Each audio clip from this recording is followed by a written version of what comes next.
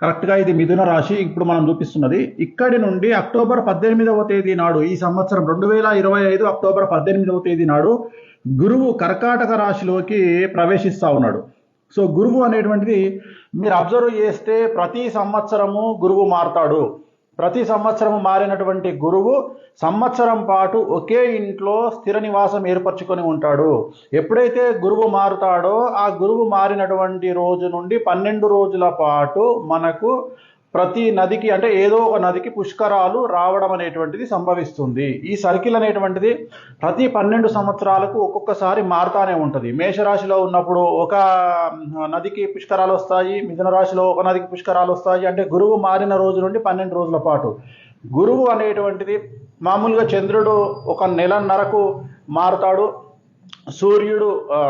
చంద్రుడు 1.5 రోజుకు మారుతాడు, అలాగే సూర్యుడు నెలకు మారుతాడు, రాహుకేతువులు 18 నెలలకు మారుతారు, శని 2.5 సంవత్సరాలకు మారుతాడు, గురువు సంవత్సరానికి మారుతాడు. కానీ ప్రప్రథమంగా ఈ జనరేషన్లో మనం చూస్తున్న సందర్భంలో గురువు ఈ సంవత్సరం అక్టోబర్ 18వ తేదీ నాడు తను ఉన్నటువంటి పొజిషన్ అంటే మేలో మారిన గురువు మిథునంలోకి వచ్చాడు వృషభం నుండి.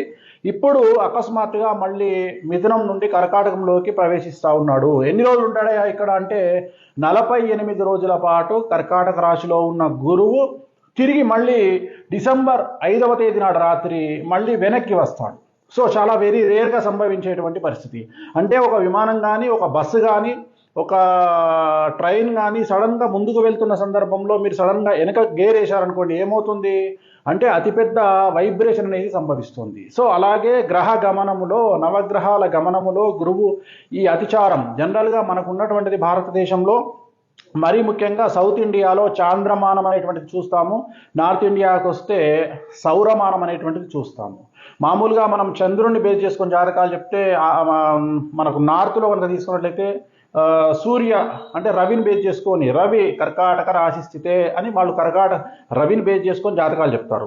కానీ కాశీ పండితులు కానీ, కలకత్తాలోని కాళీమాత పండితులు కానీ బార్హస్పత్య మానము అనేటువంటి దాన్ని వివరణగా తీసుకొని చెబుతారు. దాన్ని బృహస్పతి మానం అంటాం. బృహస్పతి అంటే గురువు అని అర్థం. సో ఈ గురువు మానం ప్రకారం, బార్హస్పత్య మానం ప్రకారం జరిగేటిది ఏమిటి అంటే ఈ అతిచారము అనేటువంటిది ఏర్పడతా ఉంది. అంటే గురువు ఉన్నటువంటి ప్లేస్ నుండి సడన్గా ముందుకెళ్ళి వెనక్కి రావడం అనేటువంటిది ఒక పెద్ద వైబ్రేషన్కు కారణభూతం కానుంది. సో ఎన్ని రోజుల పాటు ఉంటుంది అంటే ఇంచుమించుగా 48 రోజుల పాటు ఇలా ఉంటుంది.